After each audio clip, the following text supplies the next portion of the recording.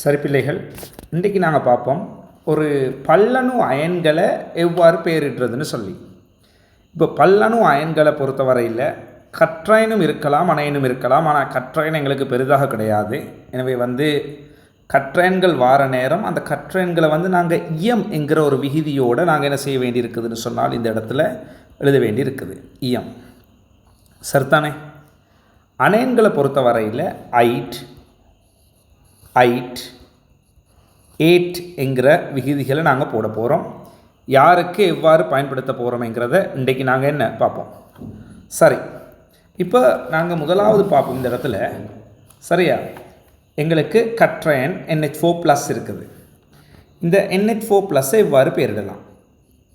இது ஒன்றுக்கு மேற்பட்ட அணுக்களை கொண்ட கற்றையன். நைதரசன் இருக்குது, 4 ஹைட்ரஜன் இருக்குது. என்ன அப்போ இதற்குரிய பெயர் இயம் என்கிற என்ன விகுதியோட முடியணும். எனவே இதில் பெயர் அமோனியம். AMMONIUM அமோனியம் என்று சொல்லி என்ன இதில் பெயர் நாங்கள் சொல்ல போகிறோம். சரியா, அப்போ பொதுவாக நாங்கள் என்ன கூடுதலாக பயன்படுத்துகிற கற்றையன் இதுவாகத்தான் இருக்கும். ஏனையவை பெரிதாக என்ன அணையன்களுடன் இணைந்து வராததால் நாங்கள் சொல்கிறது இல்லை. எனவே மற்றதெல்லாம் நாங்கள் பார்க்க போகிறது அணையன்கள் தான். சரி, இப்போ அணையன்களை நாங்கள் எடுத்துக்கொண்டால் OH-, இதுக்கு என்ன பெயர் சொல்கிறது? அப்போ அந்த பெயர்கள் தெரிஞ்சு தானே இருக்கணும். அப்போ இதில் பாருங்கள், ஐட் என்கிற விகுதி ஏட் என்கிற விகுதியில் முடியலாம்னு நாங்கள் சொல்லியிருக்கிறோம். அப்போ இதுக்கு பெயர் எப்படி சொல்ல போகிறோம்னு சொன்னால், இங்கே ஒரு ஆக்சிஜன் இருக்குது, ஹைட்ரஜன் இருக்குது. சரியா, சரியாக தெரிஞ்சிங்கன்னு சொன்னால் இதில் ஆக்சிஜன் -2 என்கிற ஒரு CH3 இருக்கும். அதெல்லாம் நீங்கள் அல்டிக்குள்ள தேவையில்லை. நீங்கள் இதில் ஆக்சிஜன் -2 என்கிற ஒரு CH3 இருக்கும். இதில் ஹைட்ரஜன் +1 என்கிற ஒரு CH3 இருக்கும். அப்போ இதுக்கு வளமையாக நாங்கள் பெயரிடுற மாதிரி கற்றையன் ஹைட்ரஜன் என்கிற பெயரும், ஆக்சிஜன் அணையனாக வந்தால் ஆக்சைடுன்னு சொல்லுவோம். என்ன அப்போ ஹைட்ரஜன் ஆக்சைடுன்னு சொல்லி இதுக்கு சொல்லலாம். ஆனால் ப்ராப்ளம் என்னான்னு சொன்னால், நாங்கள் இது ஒரு தனி அணையன், 2 பேர் கிடையாது. அப்போ ஹைட்ரஜனை வேறையாக ஆக்சிஜனை வேறையாக எங்களுக்கு பெயரிட முடியாது. ஆகவே நாங்கள் என்ன செய்ய போகிறோம்னு சொன்னால், அந்த ஹைட்ரஜன்னு சொல்லாமல் அந்த ஹைட்ரஜனில் இருக்கிற ஜென்னை தூக்கி போட்டு ஹைட்ரோன்னு சொல்ல போகிறோம். ஹைட்ரோஆக்சைடு இனி என்ன ஹைட்ராக்சைடு அயன் விளங்குதா? அப்போ இதுக்கு போகிற வந்தால் இது ஹைட்ராக்சைடு. ரைட், யாரோடையாவது கற்றையனோட சேர்ந்து வந்தால் இதுக்கு பேர் என்ன ஹைட்ராக்சைடுன்னு வரப்போகுது. சரியா, அப்போ நாங்கள் எங்களோட நோக்கம் இப்போ உதாரணமாக இப்போ சோடியம் NaOHன்னு சொல்லி ஒரு சேர்வை வருதுனால் இதில் பேரை நாங்கள் எழுத போகிறோம். சோடியம் ப்ளஸ் தானே, சோடியம் இடைவெளி விட்டு ஹைட்ராக்சைடு. அப்போ இவ்வாறு பெயர் எழுதுறதுக்கு எங்களுக்கு கற்றையன்களோட பேர் ஆல்ரெடி நாங்கள் படிச்சிட்டோம். எளிய கற்றையன்களோட பெயர், எளிய அணையன்களோட பேரும் நாங்கள் ஆல்ரெடி படிச்சிட்டோம். இப்போ ஒன்றுக்கு மேற்பட்ட அணுக்களாலான அணையன்கள் வந்தால் அந்த தனித்துவமான அணையனுக்கு எவ்வாறு பெயர் சொல்கிறது, அது சேர்ந்து வார நேரம் இவ்வாறான பெயர் சொல்லணும், சோடியம் ஹைட்ராக்சைடு சொல்லி. அப்போ நாங்கள் இன்றைக்கு பார்க்க போகிற விஷயம் என்னென்னு சொன்னால், இவ்வாறான அணையன்களை பற்றி அதுக்கு என்ன பெயர் சொல்கிறதுங்கிறத பற்றி தான் இந்த வீடியோவில் நாங்கள் பார்க்க போகிறோம். சரியா, இப்போ இதில் பார்த்தீங்கன்னு சொன்னால் என்ன, இப்போ நான் ஒரு சில அணையன்கள் எழுதுகிறேன், CN-. சரியா, அப்போ இதுக்கு பேர் என்னன்னு சொன்னால் தனித்துவமான பெயர் சயனைடு. அப்போ இதில் என்ன IDE விகுதி சொல்லப்பட்டிருக்குது. என்ன உங்களுக்கு எல்லாருக்கும் தெரியும், ஸ்ரீலங்கா பொறுத்தவரையில் சயனைடுங்கிறது மிகவும் ஃபேமஸான ஒரு வேர்ட். சயனைட் குப்பிகள் என்ன எங்கே இருக்கும்னு சொல்லி உங்களுக்கு தெரியும் அந்த காலத்தில். ரைட், அப்போ போர்க்காலங்களில் என்ன சயனைட் குப்பிகளில் கழுத்தில் சுமந்தாக்கள் இருக்கிறாங்க. சித்திரவதைகளுக்கு பயந்து மாட்டுப்பட்டால் அந்த சயனைட் குப்பிகளை கடித்து துப்பும் பொழுது கடிக்கும் பொழுது அவங்களுக்கு என்ன நடக்கும், அது நச்சாக மாறி அவங்கள கொன்றும். சரியா, ரைட். அப்போ தற்கொலைக்கு பயன்படுத்தப்பட்ட ஒரு இரசாயனம் இந்த சயனைட் அந்த காலத்தில். ரைட், இப்போ அதெல்லாம் இல்லை, நாங்கள் ஃப்ரீயாக இருக்கிறோம், அதெல்லாம் இல்லாமல் நிம்மதியாக வாழ்கின்றோம். ஆனால் ஒரு காலம் அவ்வாறு இருந்தது. என்ன ரைட், அந்த சயனைட் தான் இது. அதை கொண்டிருக்கிற இந்த சயனைட் குப்பிகள் கொண்டிருக்கிறது இந்த Cn மைனஸை தான். சரியா? Right, okay. அடுத்தது ஆல்ரெடி உங்களுக்கு தெரிஞ்சது, ஆனாலும் இது என்ன, பல அணுக்களால் ஆனது தான் இந்த O2 என்ன 2 மைனஸ். இவருக்கு பெயர் பெராக்சைடுன்னு சொல்லுவோம். பெராக்சைடுன்னு சொல்லுவோம். என்ன, O2 மைனஸ் வந்தால் இது சூப்பர் ஆக்சைடுன்னு சொல்லுவோம். அப்போ O2 மைனஸ் வந்தால் இது இதுக்குள்ள நாங்கள் இன்க்ளூட் பண்ண இல்லை. காரணம் என்னென்னால் இது வேறொரு இடத்துல படித்தோம். தனி அணையன், தனி ஒரு அணுவால் ஆன அணையன். இது ஒன்றுக்கு மேற்பட்ட அணுக்களால் ஆக இருக்குது. எனவே இதில் பேர் இங்கே வராது. இந்த தலைப்புகளை வராட்டியும் நான் உங்களுக்கு விளங்குறதுக்காக சொல்கிறோம் ஆக்சைடு. இப்போ எங்களுக்கு தெரியும் இந்த ஒட்சியேற்ற எண்ணில் உள்ள வித்தியாசங்கள் என்ன. இந்த O2 2 மைனஸ்னு சொன்னால் 2 மைனஸ்ங்கிற அந்த ஒட்சியேற்ற எண்ணெய் 2 ஆக்சிஜன் எடுக்கிறதால ஒரு ஆக்சிஜனுக்கு -1ன்னு சொல்லி தான் வரப்போகுது. எனவே பெராக்சைடுகள் எப்பொழுதும் ஆக்சிஜன் -1ல் இருக்கும். இங்கே சூப்பர் ஆக்சைடு எடுத்துக்கொண்டீங்கன்னு சொன்னால் ஒரு மைனஸை 2 ஆக்சிஜன் எடுக்குது. ஆகவே மைனஸை 2ஆல் -1 பிரிச்சிங்கன்றால் சூப்பர் ஆக்சைடில் -1/2ங்கிற ஒட்சியேற்றன் வரப்போகுது. ஆக்சைடில் 2 மைனஸ் தான் இருக்குது. எனவே -2 என்னும் ஒட்சியேற்றன் தானே நாங்கள் இருக்க போகுது. சரியா? அப்போ எங்களுக்கு இந்த இடத்துல நாங்கள் படிக்க வேண்டியது இவங்க 2 பேரை தான் இந்த இடத்துக்குரியது. ரைட், நான் உங்களுக்கு விளங்குறதுக்காக 3ஆவதையுமே நான் எழுதியிருக்கிறேன். சரி, ஓகே. இப்போ சல்ஃபரில் பல்வேறு வகையான என்ன அணையன்கள் இருக்குது, அதுக்கு எவ்வாறு பெயர். அப்போ நாங்கள் ஆல்ரெடி படித்த அணையன் யார், H2 மைனஸ். இது ஆல்ரெடி படிச்சிருக்கிறோம் என்ன. ரைட், அப்போ இவருக்கு பேர் வந்து சல்ஃபைட் இப்படியும் எழுதலாம், அல்லது சல்ஃபைட்னும் எழுதலாம் என்ன. ஆனால் இப்படி எழுதிக் கொள்ளுங்கள், இது விரும்பத்தக்கது. இப்போதைக்கு இது தான் என்ன பயன்படுத்துகிறாங்க. ரைட், இப்போ இந்த H2 மைனஸ் வந்து ஒரு அணுவால் ஆனது. அப்போ இந்த இடத்துல வராது. ரைட், இந்த இடத்துல இந்த தலைப்புக்குள்ள என்ன நான் விளங்குறதுக்காக எழுதியிருக்கிறேன். ரைட், இதுக்கு ஒரு ஹைட்ரஜன் வருதுன்னு வச்சுக்கொள்வோம். ஹைட்ரஜன் வந்தால் ப்ளஸ் தானே என்ன, ஆக்சிஜன் வந்த மாதிரி, OH மைனஸ் வந்த மாதிரி இந்த இடத்துல HS மைனஸ். அப்போ HS மைனஸ் வரும்னு சொன்னால் HSங்கிறது யார் இந்த இடத்துல, ஹைட்ரஜன் தானே. அப்போ இதுக்கு நாங்கள் என்ன செய்ய போகிறோம்னு சொன்னால் ஹைட்ரோன்னு வசனம் பாவிக்க போகிறது இல்லை, ஹைட்ரஜனுங்கிற வசனத்தை தான் பாவிக்க போகிறோம். ஹைட்ரஜன் முழுமையாகவே சொல்ல போகிறோம். Hydrogen sulphide. அதாவது இடைவெளி விடாமல் எழுதுங்க. உங்களோட கைடில் இடைவெளி விட்டு எழுதியிருக்கிறாங்க, நீங்கள் இடைவெளி விடாமல் என்ன எழுதுங்க. Right, hydrogen sulphide. இப்போ HS minus SO3 2 minus SO3 2 minus. அப்போ இதுவும் என்ன ஒரு அணையன் தான். ரைட், அப்போ இதுக்குரிய ஒட்சியேற்றன் எப்படின்னு சொல்லி உங்களுக்கு பார்க்க தெரியும். நாங்கள் ஆல்ரெடி என்ன படிச்சிருக்கிறோம். சரியா? நீங்கள் அந்த அறிவை பயன்படுத்தினால் +4ங்கிற ஒரு நிலைமை வரப்போகுது இது ஒட்சியேற்றன். இப்போ இந்த SO3 2 மைனஸ் பேர் நாங்கள் எப்படி சொல்ல போகிறோம் சொன்னால் இந்த இடத்துல இது சல்ஃபைட் தானே, சல்ஃபைட். இங்கே என்ன செய்ய போகிறோம்னு சொன்னால் நாங்கள் சல்ஃபைட் அதாவது TE சல்ஃபைடை நாங்கள் வந்து என்ன சொல்ல போகிறோம், சல்ஃபைட்னு சொல்ல போகிறோம். ரைட், SO4 2 மைனஸ் இது வந்து நீங்கள் பார்த்தீங்கன்னு சொன்னால் ஆக்சிஜேற்றன் +6 வரப்போகுது எதிர்காலத்தில். என்ன துணிஞ்சு பாருங்கள் நீங்கள் SO4 2 மைனஸுக்கு. அப்போ இது பெரிய ஆக்சிஜேற்றன். அப்போ ஆக்சிஜன் எண்ணிக்கையும் கூட பெரிய ஆக்சிஜேற்றன். அப்போ இவருக்கு பேர் சொல்ல போகிறோம் நாங்கள் சல்ஃபேட். என்ன கொஞ்சம் இது பாருங்கள், இதுக்கு சல்ஃபைட் சின்னவர் தானே, சல்ஃபைட். இவர் சல்ஃபேட் என்ன பெருசி அப்படி போடுவோம். சரியா? சல்ஃபேட் மாறி அடிச்சிடாதீங்க, நான் சொன்ன உச்சரிப்பில் நீங்கள் யோசிச்சுக்கொள்ளுங்க. சல்ஃபைட். சரியா? H2 minus sulphide. சரியா? இந்த தமிழில் எழுதுறது பெரிய தலைக்குத்து. சில இடங்களில் தமிழ் இங்கிலீஷில் தான் நாங்கள் எழுதணும் இப்போதைக்கு. இந்த பழைய பாஸ் பேப்பரில் எல்லாம் இவங்க வந்து என்ன செய்வாங்கன்னு சொன்னால் தமிழில் வருவாங்க. இப்போ தமிழில் எழுதுகிற நேரம் முதலாவது, அதுக்கு பிறகு நான் வந்து என்ன இந்த ஏனைய அணையன்களுக்கு வரேன். இப்போ இவர் தமிழில் எழுதுகிற நேரம் யார், இந்த H2 மைனஸ் SO3 2 மைனஸ் இந்த SO4 2 மைனஸ் இந்த சல்ஃபைட்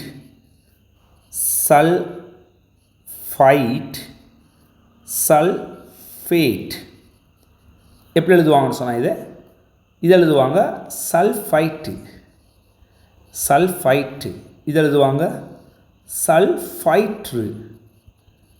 விளங்குதா? இது எழுதுவாங்க சல்ஃபேட்ரு. சல்பேட்ரு. சல்பேட்ரு மகப்பேற்று மாதிரி இது. என்ன செய்கிறது? ரைட், அப்படி தானே? அப்போ சல்ஃபைட்டு, சல்ஃபைட்ரு, சல்ஃபேட்ரு. சரியா? ரைட். இந்த நல்ல காலம் இதெல்லாம் ஆன்லைனில் படிக்கிறது. இந்த மாதிரி உச்சரிப்பெல்லாம் செஞ்சால் படிப்பிக்கிற நேரம் முன்னுக்கு உள்ளவன் பாவம். நீங்கள் உங்களுக்கு விளங்கியிருக்குன்னு நம்புகிறேன். ரைட். சல்ஃபேட்ருன்னு சொன்னதானே சரி, தெரிக்க விடலாமா இந்த மாதிரி தான் இருக்கும். ரைட், சரி. English lazy. Sulphate, sulphide, sulphide. S2 minus sulphide, SO3 minus sulphide, SO4 minus sulphate. Right. இப்போ இந்த S2 மைனஸ் தானே சல்ஃபைட், இவருக்கு நீங்கள் ஹைட்ரஜனை போட்டு HS மைனஸ் ஆக்கிடுவோம்.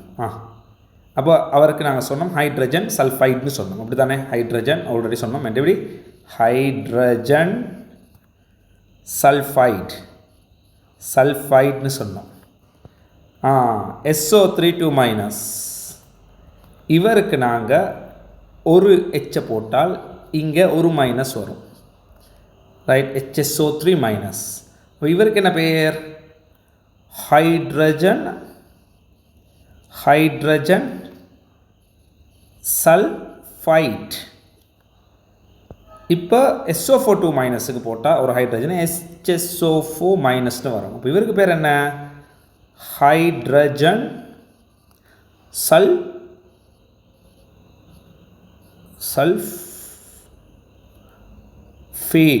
சல்ஃபைட், சல்ஃபேட், சல்ஃபேட்னு சொல்லி என்ன வரப்போகுது? ரைட். இவருக்கு பேர் வந்து என்ன? Hydrogen sulphate. இப்போ இவ்வாறு தான் அந்த பேர்கள் வரப்போகுது. Sulphide, sulphide, sulphate. அப்போ ஹைட்ரஜனை போட்டுக்கொள்ள வேண்டியது தான். சரியா? இன்னொரு சல்ஃபர் இன்னொரு ஆளும் இருக்கிறாரு தலைக்குத்து தான். என்ன செய்ய?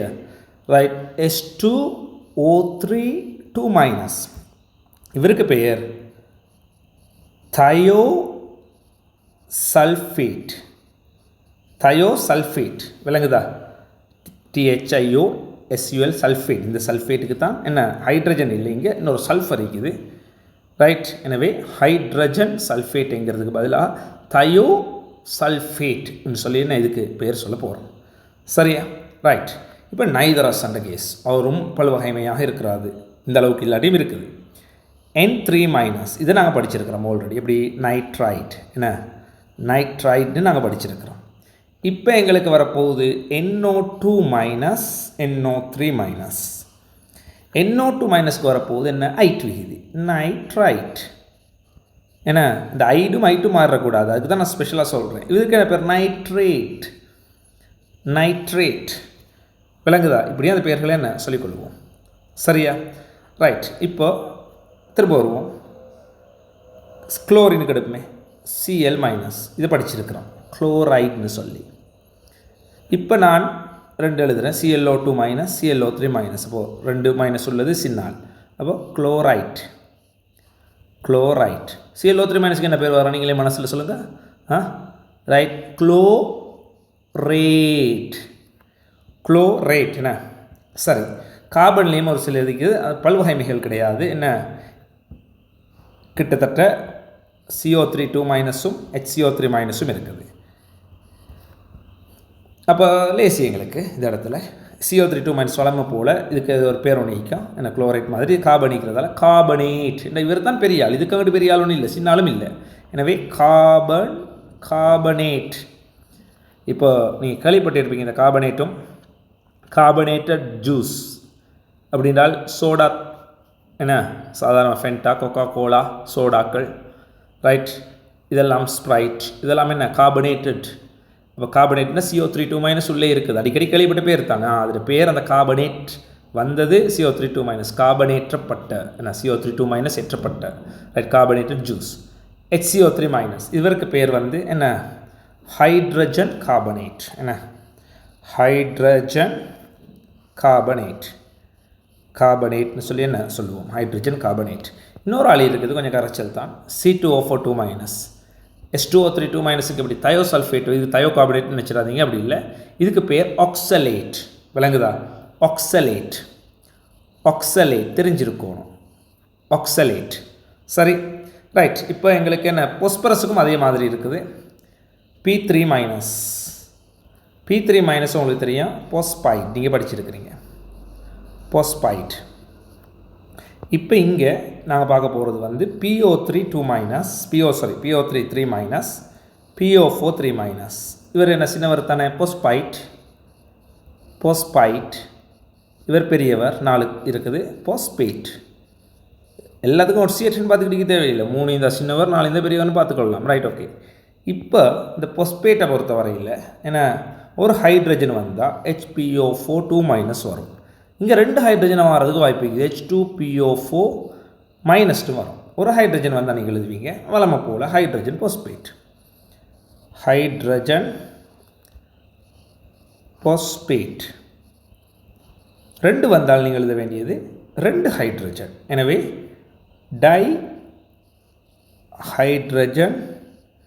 டைஹைட்ரஜன் பொஸ்பேட், இடைவெளி விடக்கூடாது, ஒரு பேர் தான், டைஹைட்ரஜன் பொஸ்பேட்.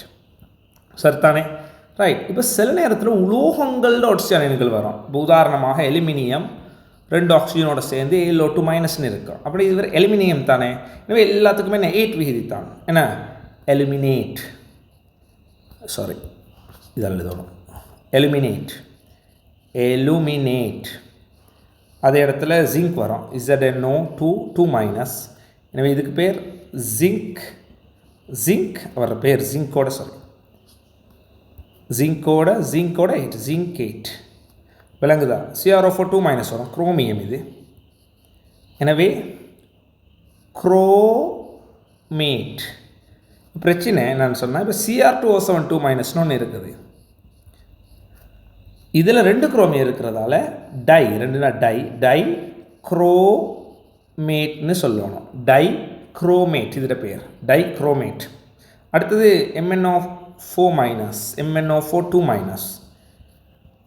இவர் பெரியவர் தான், எனவே நாங்கள் எல்லாத்துக்கும் 8 விகிதம் போகிறோம், 8 விகிதம் எங்கேயும் போடையிலே, எனவே இந்த இடத்துல போடையில்லை எங்கேயும். எனவே இதில் 2 பேர் இருக்குது, அதான் பிரச்சனை, 2 ஆக்சிஜேட்டட். இங்கெல்லாம் பார்த்தீங்கன்னு சொன்னால் MnO4, இதில் பாருங்கள் குரோமியத்தில் இவருக்கு வந்து +6 ஆக்சிஜேட்டட். Cr2O7 2- கணிச்சு பார்த்தாலும் இவருக்கும் +6 தான். எனவே இந்த 8 விகிதில் எந்த வித்தியாசமும் கிடையாது. எனவே 2 குரோமியம் இருக்கிறதால டைன்னு சொல்லி ஒரு வசனத்தை மட்டும் பாவிச்சோம். ஆனால் இந்த MnO4 2- வார நேரம் இதுக்கு எங்களுக்கு என்ன, இது +6, ஆனால் இது +7. அப்போ அதுக்காக வேண்டி மெங்கனைட்னு நாங்கள் பாவிக்கக்கூடாது, நாங்கள் எங்கேயும் பாவிக்க இல்லை. எனவே இவர் தான் மெங்கனேட், இவர் தான் மெங்கனீஸில் 8 விகிதி, மெங்கனேட். ஆனால் இவர் அவரோட பெருசு. ஸோ அவரோட பெருசினால் ஹைப்பர் மெங்கனேட். அதில் ஹையை எடுத்து போட்டு பேரை மட்டும் எடுத்து ஹைப்பர்னா பெருசி, ஹைப்பர் டென்ஷன், ப்ரெஷர் கூடினா ஹைப்பர் டென்ஷன் சொல்லுவான். அந்த ஹைல இல்லை மெங்கனேட் என்ன, தமிழில் பரம்பாம், அதெல்லாம் வேணாம், இங்கிலீஷே போதும் எங்களுக்கு இந்த இடத்துல. மெங்கனேட், சரியா? இப்படித்தான் இதுகளோட பெயர்களை என்ன நாங்கள் விடுவோம். அப்போ உங்களுக்கு என்ன விளங்கியிருக்கும்னு நம்புகிறேன். சரி, இது எலியானைன்களோட பெயர். அப்போ எங்களுக்கு என்ன, KMnO4, இதை நீங்கள் கேள்விப்பட்டிருப்பீங்க. என்ன பெயர், பொட்டாசியம் இடைவெளி விட்டு மெங்கனேட். நீங்கள் எழுத தேவையில்லை, எங்களுக்கு இடமில்லாத அளவுக்கு எழுதியிருக்கிறேன். பொட்டாசியம் மெங்கனேட், சரியா?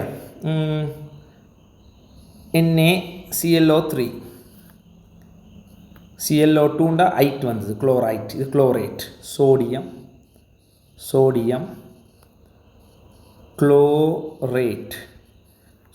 குளோரேட்.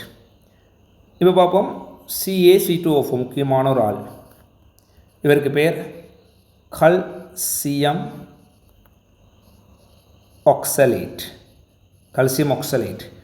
இப்போ உங்களுக்கு இந்த பெயரிடுகள் நான் படிச்சிருக்கிறீங்க நீங்கள், சரியா? இதில் நோட்ஸை நான் அனுப்புகிறேன். ஸோ அதை பார்த்துட்டு நீங்கள் பயிற்சிகள் செய்யலாம் செய்கிற நேரம். சரியா? நீங்கள் அழட்டிக்கொள்ள தேவையில்லை. ரைட். இப்போ இந்த மாதிரி தான் அந்த பேர்களை போடுறது. முன்னால் கற்ற பேர், பின்னால் என்ன அணையன்ற பேர். சரியா? நான் சோடியம் ஹைட்ராக்சைடுக்கு அப்போ என்ன போட்டோம் அந்த மாதிரி. என்ன வேணா இன்னொன்று கடைசி சொல்கிறேன். என்ன CuCN. அப்போ காப்பர் 1 என்ற ஐயுபிஎஸ்சி பேரிடு. ஸோ பொது பேரை போட வேணும். Iupac சயனைட்னு போட வேணும். ஐயுபிஎஸ்சி பேரிடு எழுதுகிற நேரம் முழுமையாக ஐயுபிஎஸ்சி பேர் எழுதுங்க. காப்பர் 1 எழுதுங்க. Copper 1 cyanide. இதுக்கு வந்து என்ன மற்றதிலோட எழுதுகிற நேரம் நீங்கள் என்ன Iupac போட்டால் Iupac சயனைட்டு போட தவறு கிடையாது ஏற்றுக்கொள்வாங்க. விளங்குதா? நீங்கள் காப்பர் 1 சயனைட்டு போடுங்க, பிரச்சனை கிடையாது. ஐயுபிஎஸ்சி பேரிட முழுக்க ஏன்னா அதால் பிரச்சனை கிடையாது எங்களுக்கு. ரைட். அப்போ நீங்கள் Iupac சயனைட்னு போட்டாலுமே அவங்க ஏற்றுக்கொள்வாங்க. ரைட். இன்னொன்று பார்ப்போம்.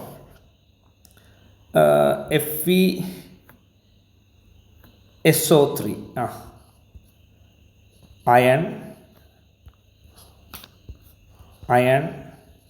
2 Fe2 ப்ளஸ் தானே, SO3 2 மைனஸ். Fe எத்தனை 2 ப்ளஸ். அந்த ஒன்றுக்கு மேற்பட்ட கற்றெண்கள் எழுதுகிற நேரம் கவனமாக இருக்கணும். SO3 2 minus. Ion 2 sulphide.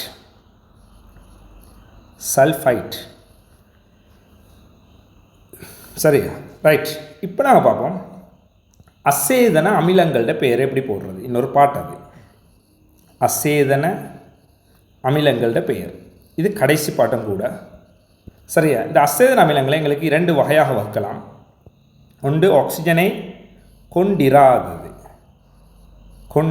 அமிலங்கள். சாரி, ஒரு HCl HBr போன்றது. அடுத்தது ஆக்சிஜனை கொண்டுள்ள அமிலங்கள். இதுக்கு பார்த்தீங்கன்னு சொன்னால் HClO2 HClO3 போன்றவை. விளங்குதா? பார்ப்போம் இவங்களுக்கு எப்படி பெயரிட்டுறது. ரைட். இப்போ முதலாவது ஆக்சிஜனை கொண்டிராத அமிலங்களை பார்ப்போமே. HCl. இதை ஆல்ரெடி நாங்கள் பேரிட்டிக்கிறோம் இந்த HClக்கு. என்னண்டு ஒரு காலத்தில் எளிய பங்குட்டுள்ள ஹைட்ரஜன் குளோரைட் இப்படி எளிய பங்குட்டில் பேரிட்டு இருக்கிறோம். ஆனால் இது அமிலம்ங்கிறதால எங்களுக்கு அந்த ஆசிடை சேர்க்கணும். அப்போ அது கொஞ்சம் டிஃப்ரெண்ட்டாக, இது பிழை கிடையாது. ஆனால் அமிலம்னு வர நேரம் அதுதான் அநேகமாக பயன்படுத்தப்படுற பெயர். இவருக்கு பெயர் ஹைட்ரோக்ளோரிக், அதாவது விகுதி போடுவோம். குளோரைடு இல்லை, ஹைட்ரோக்ளோரிக் ஆசிட். அதாவது இந்த இடத்துல நீங்கள் ஹைட்ரோக்ளோரிக் சேர்த்து எழுதி போட்டு ஆசிடை பிரித்து எழுதுவீங்க. HBr உங்களுக்கு தெரியும். இது யார்? ஏற்கனவே ஹைட்ரஜன் புரோமைட்னு சொல்லி நீங்கள் படிச்சிருக்கிறீங்க. ஆனால் இங்கே எழுத போகிறோம் எப்படி? ஹைட்ரோப்ரோமிக் ஆசிட். அதாவது புரோமைட்னு சொல்ல போகிறது இல்லை, அதுக்கு பதிலாக விகுதி என்ன போட போகிறோம். விளங்குதா? அப்போ உங்களுக்கே தெரியும் HIக்கு எப்படி பேரிடணும்னு சொல்லி. ஏன்னா ஹைட்ரஜன் அயடைட்னு இல்லை, ஹைட்ரோ அது பிழை கிடையாது. ஹைட்ரஜன் அயடைட் நாங்கள் இப்படி தான் பேரிட போகிறோம். Hydroiodic acid. HCN hydrogen சயனைடுங்கிறது பிழை இல்லை, ஆனால் இங்கே எழுத போகிறோம் ஹைட்ரோ சயனிக் ஆசிட். இதெல்லாம் என்ன? இந்த ஆக்சிஜனை கொண்டிராதது. இப்போ ஆக்சிஜனை கொண்டு இருக்கிறதுல தான் எங்களுக்கு பிரச்சனை வரப்போகுது. சரியா? இப்போ என்ன பிரச்சனைடா, சில நேரத்தில் 1-2 இந்த பிரச்சனை இல்லை. இப்போ உதாரணமாக SO3 2 மைனஸ் SO4 2 மைனஸ். இதில் SO3 2 மைனஸ் வர நேரம், SO4 2 மைனஸ் வர நேரம். இதில் H2SO3 வரப்போகுது, இதில் H2SO4 வரப்போகுது. 2 அமிலங்கள் தான் இங்கே இருக்குது. அப்போ ஒரு ஆளுக்கு நாங்கள் என்ன சொல்லுவோம் இந்த இடத்துல, ஏன்னா இப்போ ஃபெரஸ்ஃபெரிக் மாதிரி சின்ன வர சொல்லுவோம் சல்ஃபியூரஸ் ஆசிட். இதுக்கு சொல்லுவோம் H2SO4க்கு சல்ஃபியூரஸ் சல்ஃபியூரிக் ஆசிட். இக் விகிதி மொஸ் விகிதியும் போடுவோம். இப்போ எங்களுக்கு சில ஆட்கள் இப்போது இதில் பார்த்தா HClO2, HClO3, HClO4 இந்த 4 பேரையும் பேரிடுற நேரம் எப்படி பேரிடுறது? நாங்கள் ஆல்ரெடி படித்தோம் அணையன்களுக்கு. இப்போ இதுக்கு நாங்கள் பேரிட்ட நேரம் SO32- அணையனுக்கு பேரிட்ட நேரம் நாங்கள் என்ன படித்தோம்? சல்ஃபைட்னு படித்தோம். அப்போ அதுக்கு ஐக் விகிதி வந்ததுக்கு OUS விகிதி சேர்த்தோம், சல்ஃபியூரஸ்னு. இதுக்கு 8 விகிதி போட்டோம், அப்போ இக் விகிதி சேர்த்தோம், சல்ஃபியூரிக், சல்ஃபேட், சல்ஃபியூரிக். இங்கே நாங்கள் ஆல்ரெடி படித்த நேரம் இந்த ClO2- தானே உங்களுக்கு ஞாபகம் இருக்கும். நான் என்ன சொன்னேன்? சின்னவர்னு சொன்னேன், குளோரைட்னு சொன்னேன். ClO3- தான் நான் பெரியவர்னு சொன்னேன், குளோரேட்னு சொன்னேன், குளோரேட். விளங்குதா? இப்போ எங்களுக்கு அவரை விட சின்ன ஒரு ஆள் வந்திருக்கிறாரு, ClO-, அவரை விட பெரிய ஒரு ஆள் வந்திருக்கிறார், ClO4-. இவங்களை எப்படி பெயரிடுறது? இப்போ ClO-, குளோரைட்டோட சின்னவர் தானே. யாரோட சின்னவர்? குளோரைட்டோட சின்னவர். நான் ஆல்ரெடி சொன்னேன், சின்னவர்னு சொன்னால் அந்த பெரியவர்னு சொன்னால் ஹைப்பு ஏற்கனவே பார்த்தோம். அதே போல் இந்த இடத்துலையும் பெரியவர்னு சொன்னால் ஹைப்பு, அதில் குளோரேட்னு பாவிக்கலாம், குளோரேட். அப்போ ஹைப்பர் எதிர்கருத்து என்ன? ஹைப்பர் டென்ஷன், ஹைப்போடென்ஷன் சொன்னால் இப்போ பார்த்தது ஹைப்பர் டென்ஷன்னு சொன்னால் நீங்கள் அடிக்கடி பாய்ப்பீங்க, உங்களோட பிளட் ப்ரெஷர் பிபி அதிகரித்தா ஹைப்பர் டென்ஷன்னு சொல்லுவோம். ஹைப்போடென்ஷன்னு சொல்லி நீங்கள் மெடிக்கலில் பாவிக்கிறது என்ன? பிபி குறைஞ்சா, ரைட்? என்ற இப்போ நாங்கள் பிளட் ப்ரெஷர் கூடிட்டு அவ்வளோதான் நாங்கள் சொல்லுவோம். யார்?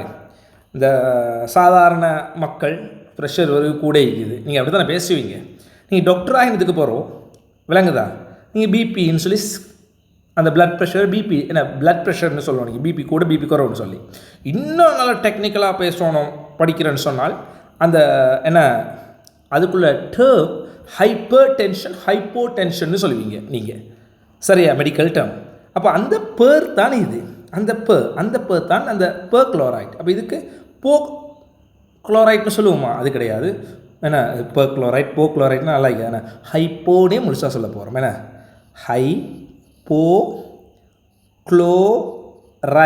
ஹைப்போக்ளோரைட், அதாவது குளோரைட்டோட சின்னவர் அடிப்படை தான். இது +3 ஒட்சியேட்ரேனை பார்த்தீங்கன்னா இது +3, இது +1, இது +5, இது +7. வெறும் +5ஓட +7 கூட்டினால குளோரேட்டோட கூட குளோரேட். இவர் ClO8 +3ஓட சின்னதுங்கிறதால ஹைப்போக்ளோரைட் என்கிற அடிப்படையில் வரும். அப்போ இதில் எங்களுக்கு இப்போ நேரடியாக NaClO வந்து நீங்கள் பேர் போனோம்னா sodium hypochlorite.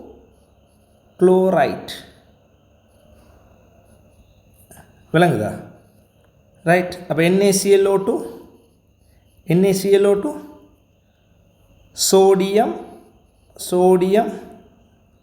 Chloride. NaClO3 sodium chlorate. NaClO4 sodium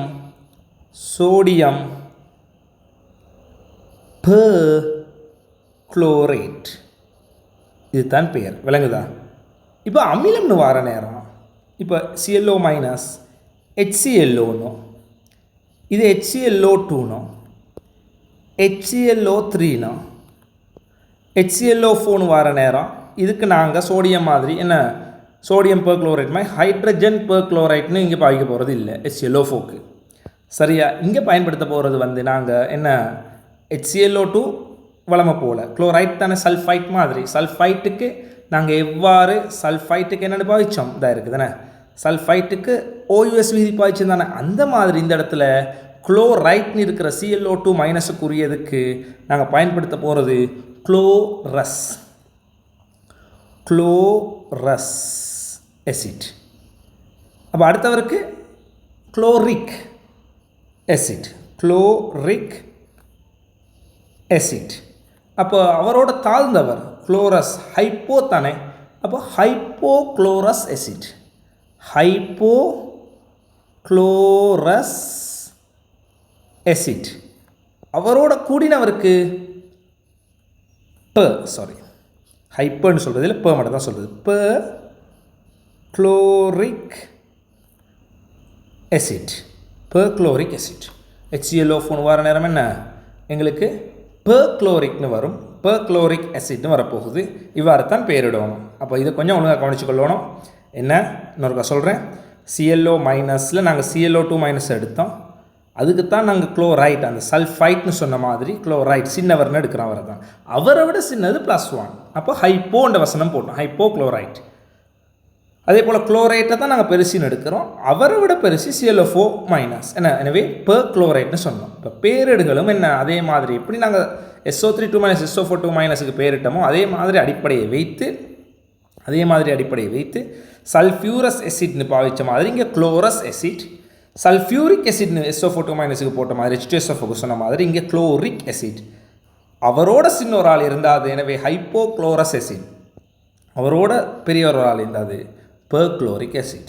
இப்போ உங்களுக்கு சரியாக இருந்தால் நீங்கள் இதை எழுதுவீங்கன்னு நினைக்கிறேன்.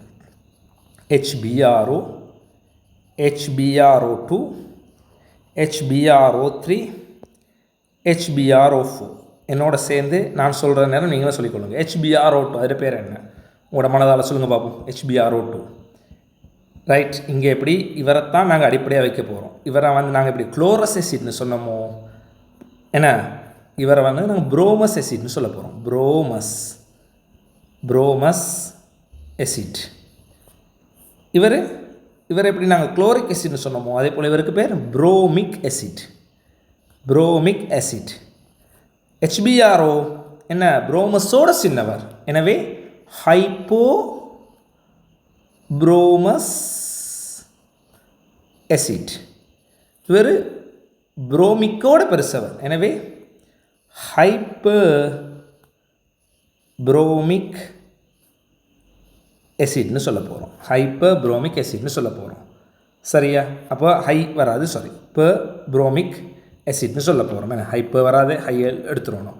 பர்ப்ரோமிக் எசிட்னு சொல்ல போகிறோம். அப்போ உங்களுக்கு நான் நினைக்கிறேன் பிள்ளைகள் தெளிவாக என்ன விளங்கி இருக்கும்னு சொல்லி இந்த பேரேடு எப்படின்னு சொல்லி ரைட். இதோட பேரேடு பாடம் 2 வீடியோ ஆல்ரெடி செஞ்சோம். இது 3வது வீடியோ. இதோட அசேதன சேர்வைகளோட IUPAC பேரிடுங்கிற பாடம் என்ன நிறைவுக்கு வருவது யூனிட் 3க்குரிய. இதன் பிறகு நான் நினைக்கிறேன் தியரி பார்ட் பெருசாக கிடையாது. இனி இந்த பெயர்களெல்லாம் யூஸ் பண்ணி கணித்தல்கள் வரும். அதை நீங்கள் என்ன செய்ய தெரிஞ்சிருக்கணும். பேரை சொன்னால் ஆள் யாருன்னு இனி உங்களுக்கு தெரியணும். என்ன நீங்கள் அதை பற்றி என்ன படிச்சிட்டிங்க, தெளிவான விளக்கம் உங்களுக்கு என்ன இருக்குது. ரைட். இனிமேல் நான் யோசிச்சிருக்கிறேன் இப்போதைக்கு அந்த ஃப்ரீ வீடியோஸை கால்குலேஷனில் தொடர்றதுன்னு சொல்லி. ரைட். எங்களுக்கு ஈழமான காலம் வரை நாங்கள் என்ன அதை தொடருவோம். இப்போதைக்கு என்ன விடைபெறுவோம். சந்திப்போம் அடுத்த வீடியோவில்.